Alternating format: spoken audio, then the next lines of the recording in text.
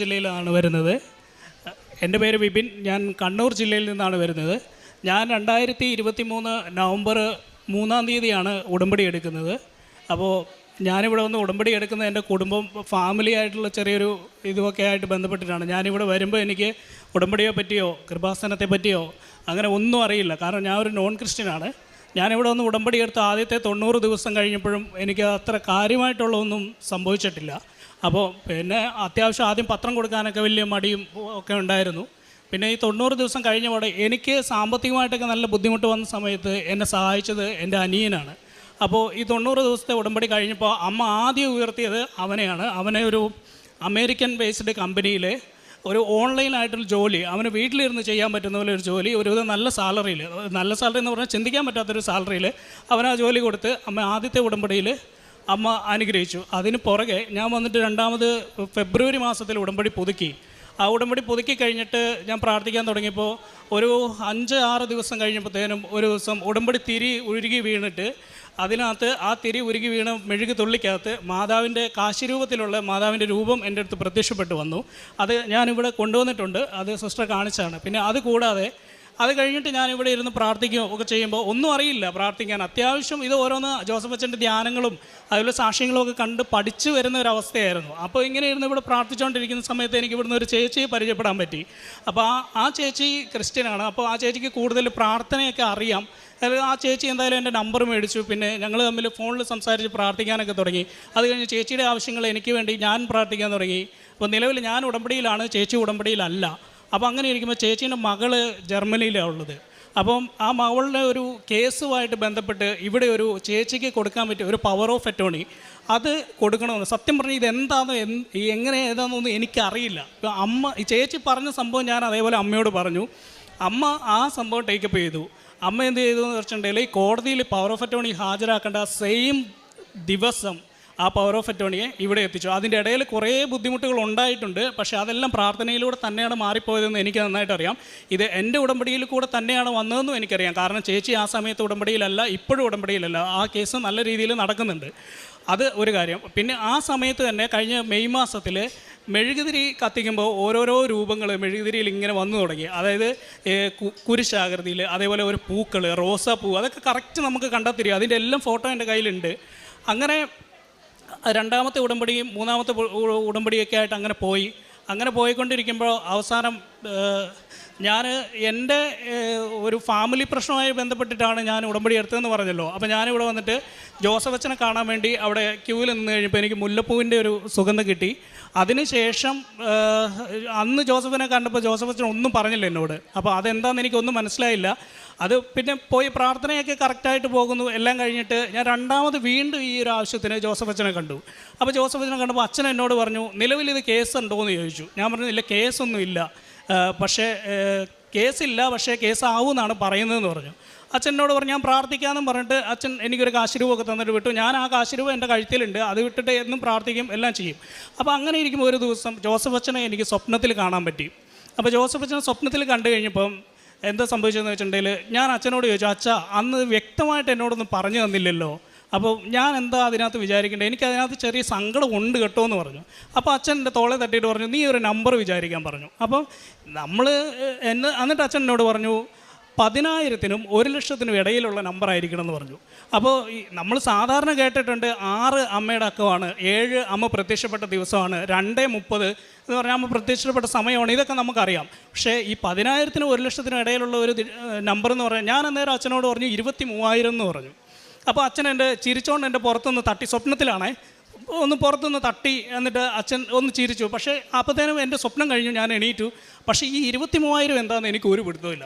അതുകൊണ്ട് 2-3 ദിവസം ഞാൻ നടന്നു. ഞാൻ അമ്മയോട് ചോദിച്ചു, അമ്മ എനിക്ക് അച്ഛൻ 23,000 എന്നും പറഞ്ഞൊരു നമ്പർ തന്നിട്ടുണ്ട്, ഇതെന്താണെന്ന് എനിക്കറിയില്ല എന്ന് പറഞ്ഞു. അപ്പോൾ അമ്മ എൻ്റെ മനസ്സിൽ ഇങ്ങനെ തോന്നിപ്പിച്ചു. അച്ഛൻ ഒരു തവണ ഇങ്ങനെ ധ്യാനത്തിൽ ഇങ്ങനെ പറഞ്ഞിട്ടുണ്ട്, ബൈബിളിൽ 3,00,000-ഓളം വചനങ്ങളുണ്ട്, 8,800-ന് മുകളിൽ ഉടമ്പടി നമുക്ക് തന്നിട്ടുണ്ട് ഒക്കെ പറഞ്ഞപ്പോൾ അമ്മ തന്നെ ഒരു തോന്നൽ തന്നു, എണ്ണിക്കോളം പറഞ്ഞു, വചനം എണ്ണിക്കോളം പറഞ്ഞു. ഞാൻ അന്നേരം ബൈബിളിൽ നിന്ന് 1, 2, 3 എന്ന് പറഞ്ഞ് 23,000 വരെ എണ്ണുക എന്ന് പറഞ്ഞാൽ പോസിബിൾ അല്ല. അപ്പം മൊബൈലിൽ നമ്മുടെ ആപ്ലിക്കേഷൻ ബൈബിളിൻ്റെ ആപ്ലിക്കേഷൻ ഇൻസ്റ്റാൾ ചെയ്തിട്ട് അതുവഴിയും ഒക്കെ ഈ ബുക്കിലുണ്ട് ഞാൻ എണ്ണിയത്. അത് എണ്ണി 23,000 വരെയുള്ള നമ്പർ കിട്ടി. ആ 23,000 എന്നുള്ള നമ്പർ ജെറമിയ 3:17 എന്ന് പറയുന്ന വചനമാണ്. ആ വചനം സത്യം പറഞ്ഞാൽ എനിക്ക് കൃത്യമായിട്ട് ഓർമ്മയില്ല. അത് നിങ്ങൾക്കൊരു ടാസ്ക് ആയിട്ടിരിക്കട്ടെ, നിങ്ങളത് ബൈബിൾ എടുത്തിട്ട് കണ്ടുപിടിക്കണം. പിന്നെ അത് ഇടയ്ക്ക് ഞാൻ വചനം എടുക്കുമ്പോഴൊക്കെ അമ്മ എനിക്ക് ഓരോ വചനം തരും. ശരിക്കും വചനം അതൊരു ബുക്കല്ല, അത് ദൈവം തന്നെയാണെന്ന് നമുക്ക് മനസ്സിലാവും. കാരണം എന്താണെന്ന് വെച്ചിട്ടുണ്ടെങ്കിൽ എനിക്ക് ഒരു തവണയല്ല 2 തവണ കിട്ടിയത് 2 മക്കബേർ 7:26 എന്ന് പറയുന്ന വചനമാണ്. ആ 2 മക്കബേർ 7:26 എന്താണെന്ന് വെച്ചാൽ, നിർബന്ധം കൂടിയപ്പോൾ അവൾ പുത്രനെ പ്രേരിപ്പിക്കാമെന്ന് ഏറ്റു എന്ന്.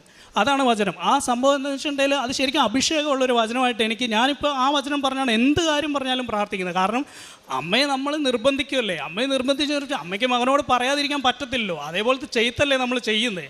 അപ്പം അങ്ങനെ പറഞ്ഞ് ആ ഒരു വചനം എനിക്ക് അഭിഷേകമായിട്ട് എല്ലാ കാര്യത്തിലും ഞാനത് പറഞ്ഞ് പ്രാർത്ഥിക്കുന്നു.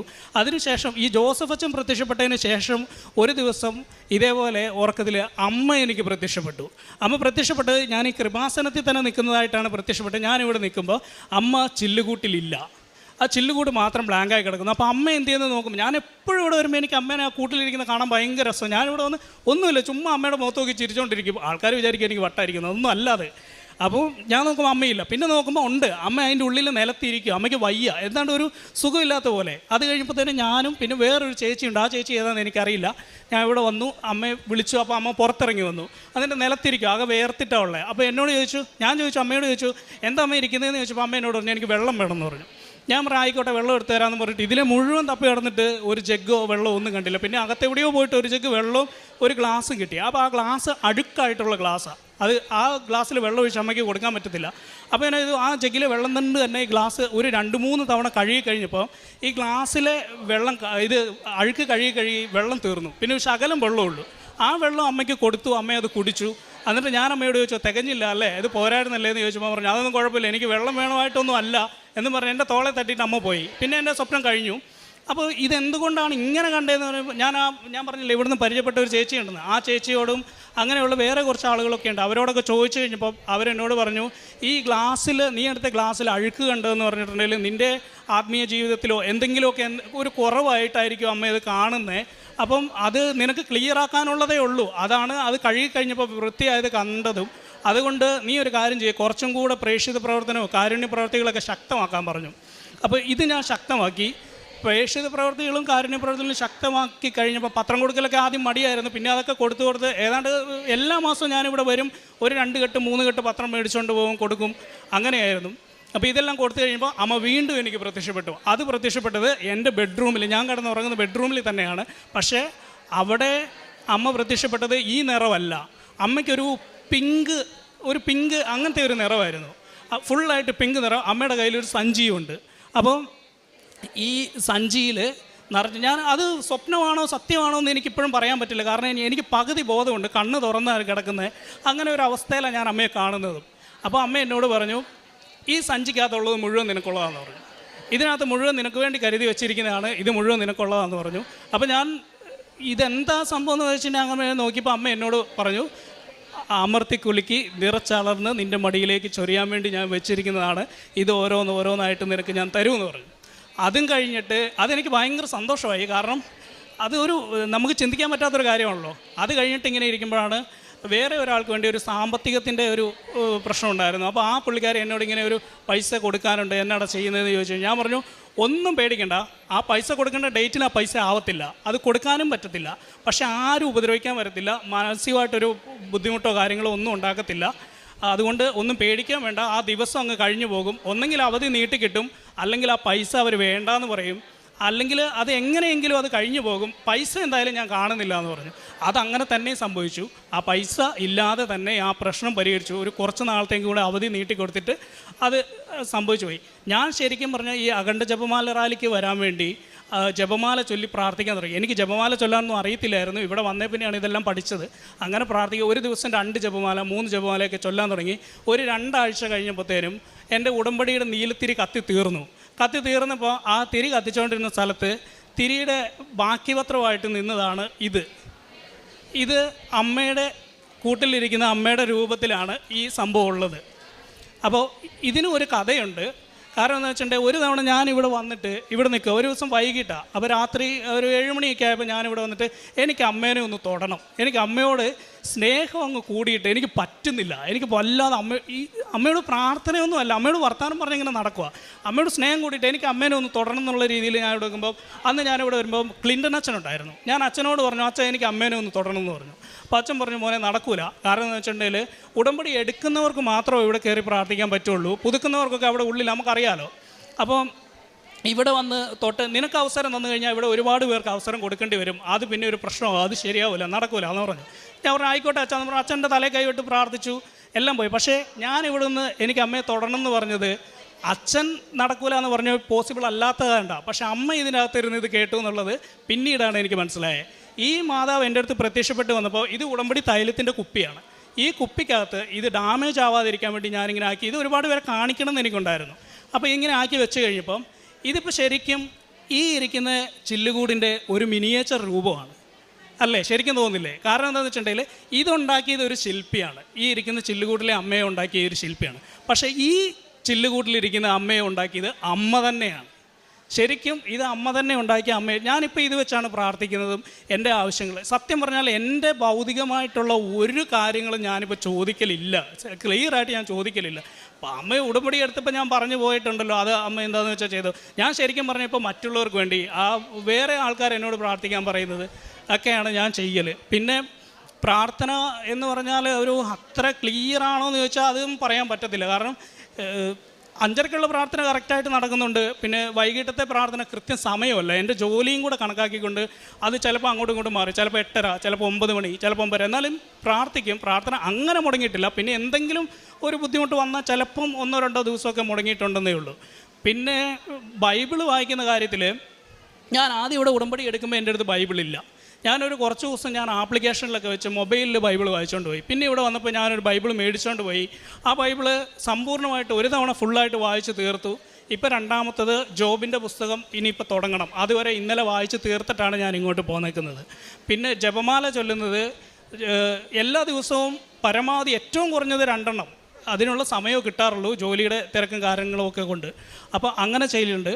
പിന്നെ കാരുണ്യപ്രവൃത്തിയായിട്ട് എനിക്ക് ഭക്ഷണം കൊടുക്കലും അങ്ങനെ ഒന്നും പറ്റത്തില്ല. കാരണം ഞാൻ എൻ്റെ ജോലി സ്ഥലത്ത് ഞാൻ ഒറ്റയ്ക്ക് ഒരാളേ ഉള്ളൂ. എനിക്ക് ഭക്ഷണം വെക്കുന്നു, ഞാൻ തന്നെ കഴിക്കുന്നു, ഞാൻ തന്നെ വർക്ക് ചെയ്യുന്നു, എല്ലാം ഞാൻ തന്നെ ആയതുകൊണ്ട് എനിക്കങ്ങനെ ഭക്ഷണം കൊടുക്കാനൊന്നും പറ്റത്തില്ല. അപ്പോൾ ഞാൻ പുറത്തിറങ്ങിക്കഴിഞ്ഞാൽ ആരെങ്കിലുമൊക്കെ കണ്ടു കഴിയുമ്പോൾ പാവപ്പെട്ടവരാണ്, കഴിക്കാൻ ബുദ്ധിമുട്ടുള്ളവരാണെന്ന് കണ്ടു കഴിയുമ്പോൾ എൻ്റെ പോക്കറ്റിൽ നിന്നൊരു 200 രൂപയോ അങ്ങനെ ഒരു പൈസ എടുത്ത് കൊടുത്ത് അതായിരുന്നു എൻ്റെ കാരുണ്യപ്രവൃത്തി ഞാൻ ചെയ്തുകൊണ്ടിരുന്നത്.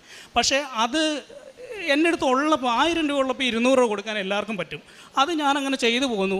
പക്ഷേ ഒരു ദിവസം എൻ്റെ ഞാൻ വർക്ക് ചെയ്തുകൊണ്ടിരുന്ന സ്ഥലത്തേക്ക് ഒരു അപ്പച്ചൻ കയറി വന്നു.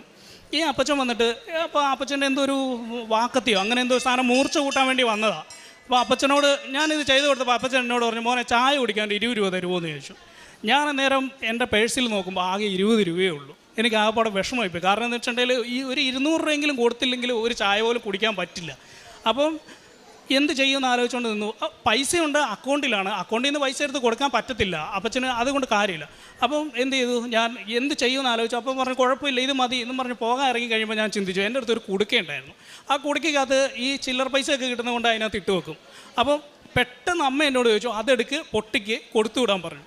ഞാൻ എടുത്തുകൊണ്ട് വന്ന് പൊട്ടിച്ചു. അപ്പോൾ അതിനകത്ത് എന്തായാലും 500 രൂപ താഴെ ഉള്ളൂ, അതെനിക്കറിയാം. ഞാൻ എന്നിട്ട് അത് ആ അപ്പച്ചൻ്റെ മുമ്പിൽ വെച്ച് തന്നെ പൊട്ടിച്ചു. ആ പൈസ എടുത്തു. എന്നിട്ട് ഒരു 150 രൂപ വരെ ഞാൻ എണ്ണി. അപ്പോൾ അമ്മ എന്നോട് പറഞ്ഞു എണ്ണണ്ട, അത് കൊടുത്തേക്കാൻ പറഞ്ഞു. അത് മൊത്തം ഞാൻ എന്നിട്ട് ആ അപ്പച്ചന് കൊടുത്തു വിട്ടു.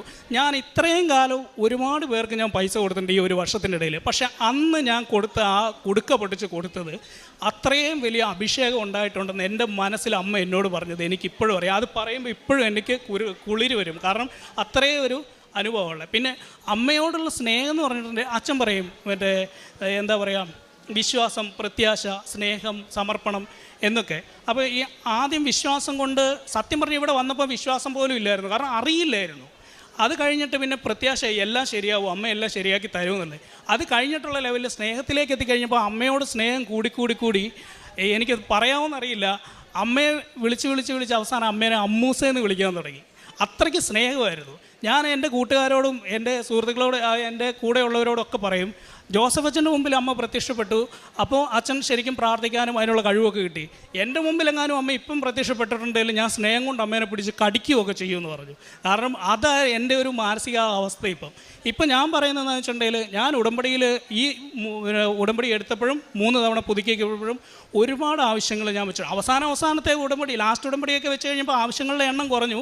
അന്ന് ആദ്യം ഞാൻ എടുത്തപ്പോൾ എനിക്ക് ഏറ്റവും അത്യാവശ്യമായിട്ടുണ്ടായിരുന്നത് ഈ ലാസ്റ്റ് പുതുക്കിയപ്പോൾ ഏറ്റവും അവസാനത്തെ 6ാമത്തേതായി മാറി. ഇനി അടുത്ത തവണ ഞാനത് പുതുക്കുമ്പോൾ അത് ഞാൻ ഉടമ്പടി പേപ്പറിൽ നിന്ന് തന്നെ ഒഴിവാക്കും.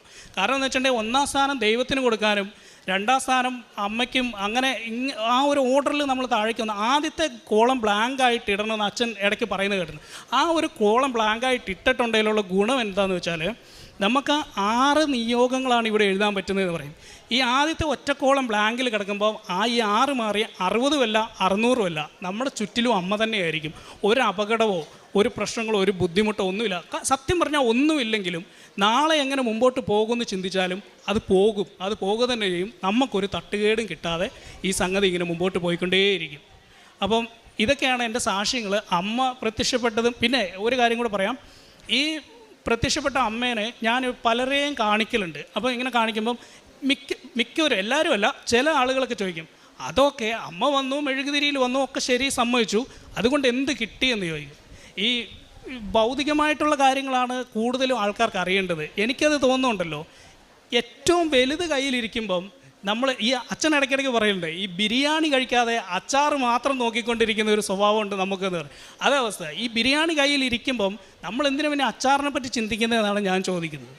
അപ്പോൾ ഇത്രയൊക്കെയുള്ള എൻ്റെ സാക്ഷ്യം. ഞാൻ അമ്മയ്ക്കും ഈശോയ്ക്കും 1000 നന്ദി പറഞ്ഞു. 1000 അല്ല, 1000 കോടിയല്ല, എൻ്റെ ജന്മം മുഴുവൻ ഞാൻ അമ്മയ്ക്ക് സമർപ്പിച്ചിരിക്കുകയാണ്. ഇനിയും ഞാൻ ഉടമ്പടി തന്നെ ആയിരിക്കും. പക്ഷേ എൻ്റെ ഉടമ്പടിയിൽ ഭൗതികമായിട്ടുള്ള നിയോഗങ്ങളൊക്കെ ഇനി കുറഞ്ഞു വരും. അതെനിക്കറിയാം. കാരണം എനിക്കൊന്നും കിട്ടിയില്ലെങ്കിലും അമ്മ എൻ്റെ കൂടെ ഉള്ളത്, അമ്മ എൻ്റെ കൂടെ എപ്പോഴും ഉണ്ടെന്ന് എനിക്കറിയാം. അത് ഇനിയും ഉണ്ട് ഒരുപാട് പറയാൻ വേണ്ടി. സമയം കുറവായതുകൊണ്ട് ഞാൻ എൻ്റെ സാക്ഷ്യം അവസാനിപ്പിക്കുന്നു. നന്ദി. സകല ജനതകൾക്കും വേണ്ടിയിട്ടുള്ള സന്തോഷത്തിൻ്റെ സദ്വാർത്ത നിങ്ങൾക്കായി ഉദയം ചെയ്തിരിക്കുന്നു എന്ന് ലൂക്കായുടെ വിശുദ്ധ സുവിശേഷം 2 ആട്ടിടയന്മാരോട് ദൈവദൂതന്മാർ പറയുന്നുണ്ട്. ഇവിടെ വിപിൻ എന്ന ഈ മകൻ ഇവിടെ നമ്മോട് പങ്കുവയ്ക്കുമ്പോൾ, ജോയേൽ പ്രവാചകൻ്റെ പുസ്തകം 2-ാം അധ്യായത്തിൽ തൻ്റെ ആത്മാവിനെ വർഷിക്കുന്ന ദൈവത്തിൻ്റെ ഇടപെടലുകളാണ് നമുക്ക് കൂടുതൽ മനസ്സിലാക്കാൻ കഴിയുക. അതായത് അന്ന് ഇങ്ങനെ സംഭവിക്കും, എല്ലാവരുടെയും മേൽ എൻ്റെ ആത്മാവിനെ ഞാൻ വർഷിക്കും, നിങ്ങളുടെ പുത്രന്മാരും പുത്രിമാരും പ്രവചിക്കും, നിങ്ങളുടെ വൃദ്ധന്മാർ സ്വപ്നങ്ങൾ കാണും, യുവാക്കൾക്ക് ദർശനങ്ങളുണ്ടാകും. ജോയേൽ പ്രവാചകൻ്റെ പുസ്തകം 2:28 മുതലുള്ള തിരുവചനങ്ങളാണിത്.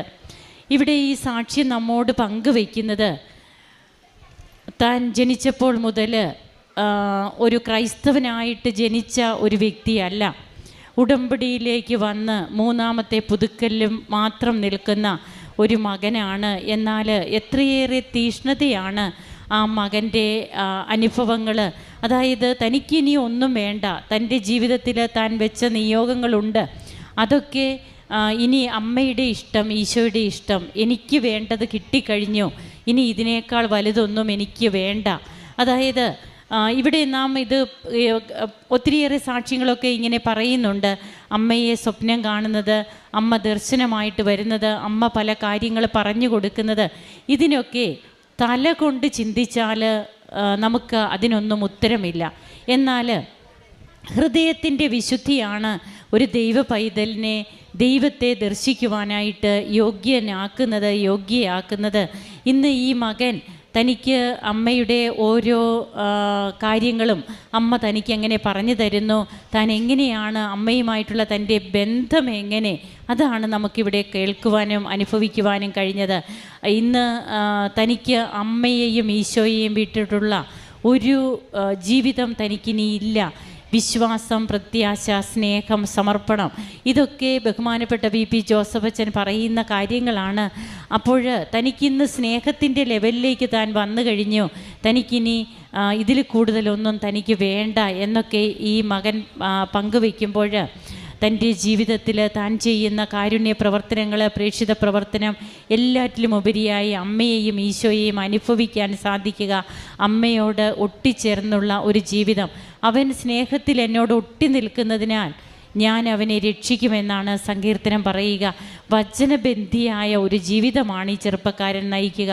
എന്തിനും ഏതിനും വചനത്തിൽ ആശ്രയിച്ചുകൊണ്ട്, തിരുവചനത്തെ സ്നേഹിച്ചുകൊണ്ട്, വചനമാംസമായ ഈശോയെ അമ്മ ഉദരത്തിൽ വഹിച്ചു.